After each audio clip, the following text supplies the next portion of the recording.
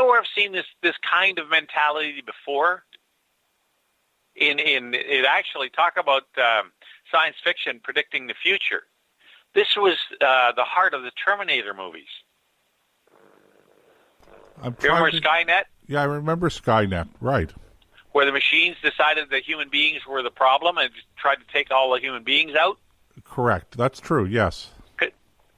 This is the same kind. I'm not saying that that's going to happen, but I am saying the machines were learning of their own accord. They weren't being guided in their learning by humans. And that I'm seeing the same kind of trend here in this particular article. Do you know what's... And that's... Go ahead. I was going to say, you know what I find the most disturbing about this entire explanation that you've given, Nick? I just let's circle back to the question of the avatar that you were referring to. And for those of you who are listening to us, I know most of you out there are somewhat tech savvy, internet savvy, knowledgeable about, the terminology, etc. But for those of you who don't know, an avatar is the online virtual personality. Yeah, personality, I guess, is the right word, but it starts with a picture, and it might be just a picture, an image, or it might be an image that with movement. In other words, a video, and it, representing a person. And people have avatars. If you love cats, maybe your avatar is a cat, etc. Or you could just create one. If you think you're a badass person, maybe you have like your avatar is a bearded a biker or something like that. With tattoos all of themselves and chains and guns. So it's a virtual representation of how you see yourself. That's what an avatar is. And so, bearing that in mind, Nick, I can't help but circle back and make the observation or reiterate the observation that you made that so many people were actually talking to an avatar of this particular program and were saying how much they loved this avatar. Like, I love you. And, I probably most people weren't saying it for real, okay? I mean, they were saying the real words, but they didn't really mean that they really are in love with this particular representation. But one wonders, nevertheless, how many people out there really do get pulled in. And this becomes an even more fascinating topic because, we started the conversation talking about algorithms, okay? But then consider how deeply enthralled some people become just gaming, playing video games, okay? Which is such a far cry from, the table tennis and Pac-Man type of games that you and I used to play, when we were younger, when video games were first coming out, and so much more sophisticated and so much more violent, horrendously violent, and where how do you win the game? Well, some games you win by killing more people, and the more brutally you do them in, the more points you score. So there is an element of that as well. But then you move into the whole area, and this is still emerging, I think, of virtual reality, where you are completely immersed in the electronic program, which is all algorithms. So and people get totally lost in these things. It's really quite a fascinating topic. It is, because first of all, like, I play a game called Skyrim, and it is a very immersive game. I love it because it reminds me of Dungeons and Dragons from my high school days when you just played on a tabletop with dice, and you'd have 3, 4, or 5 guys sitting around, and somebody would be making decisions about what happens when you do this, this happens, you do that, that happens. And I like that genre anyway. And I know, what's real and what isn't. Like, I am well aware that when I do in an enemy in the game, it's fiction, that it's not real. There's something about human life. I don't glory in taking human life because it isn't human. It isn't even real. So there's those kind of things. And when you look at some of these, the more modern games, and you mentioned there's a universe out there called, the heck is it? It's 3D. You create your own avatar, Second Life, and you virtually live on that particular in that universe. Nothing's real. It's all make-believe. But people get so engrossed in it, they forget it's not real.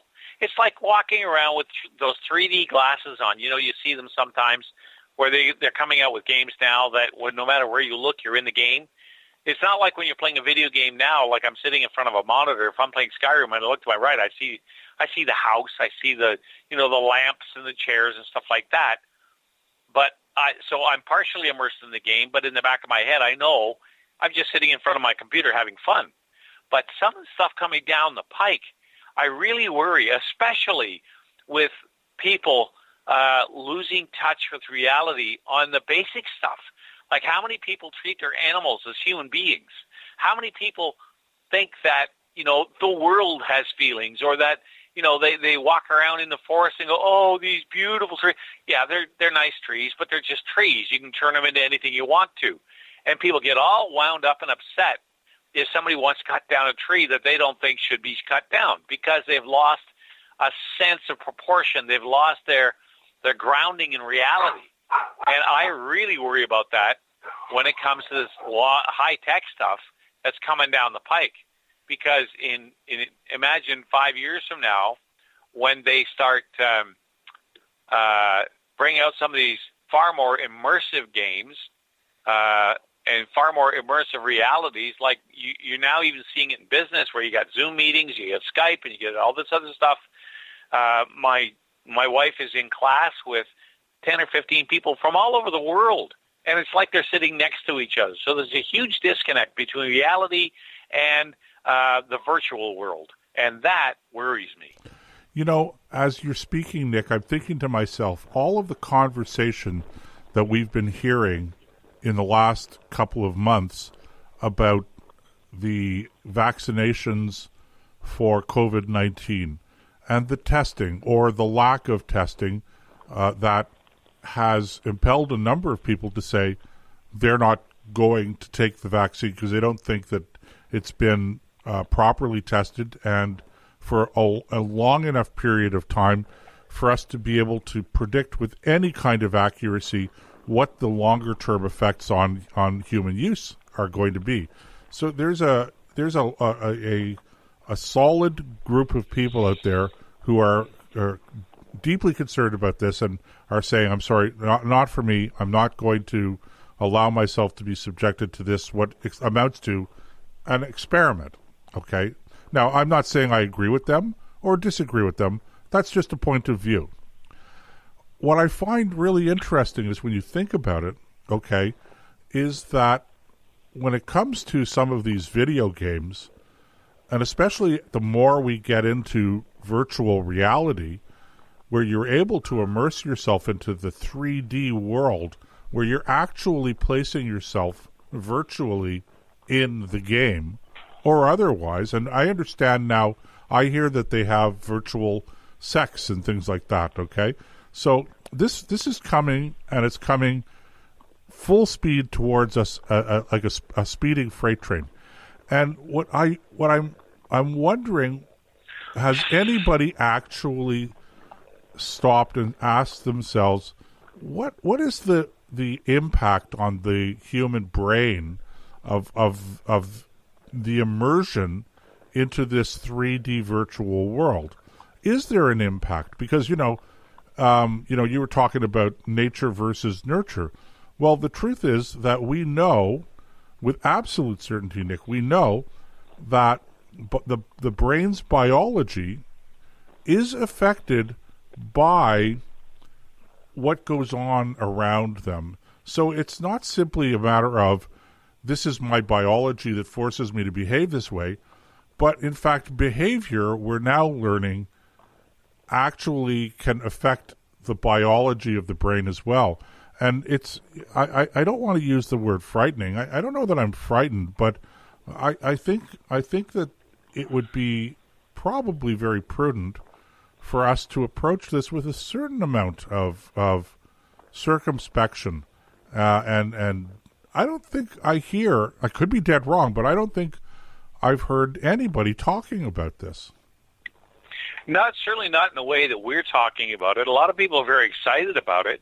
And let me give you another example of how just how immersive it can get.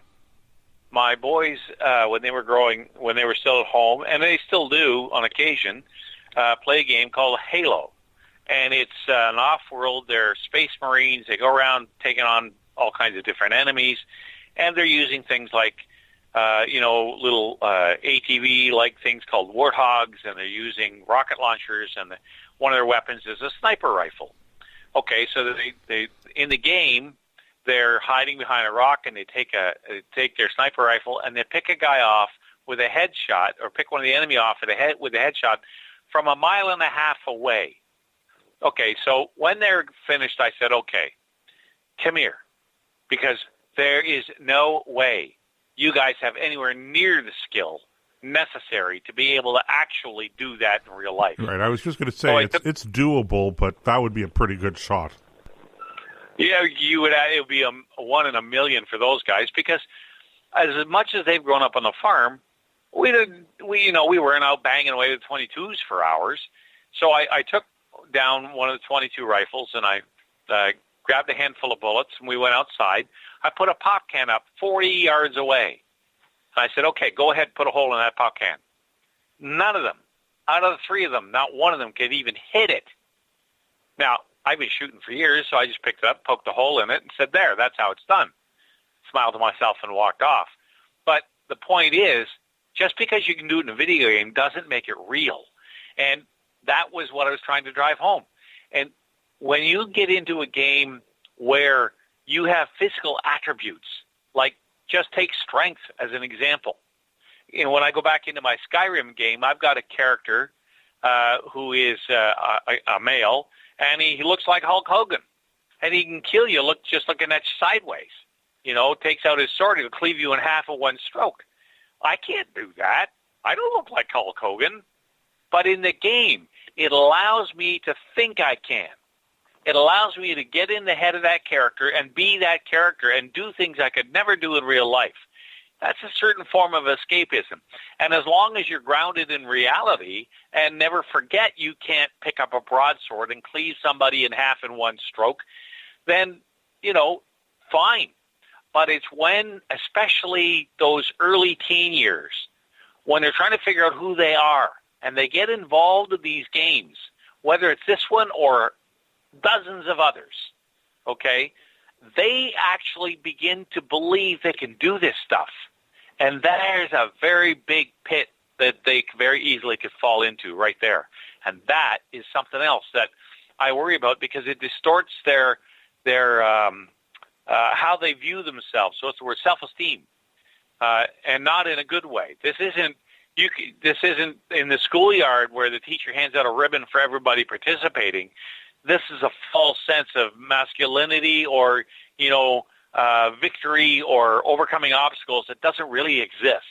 And that frightens me. Okay, Nick. Well, fascinating topic, but I think we have to take a break right now.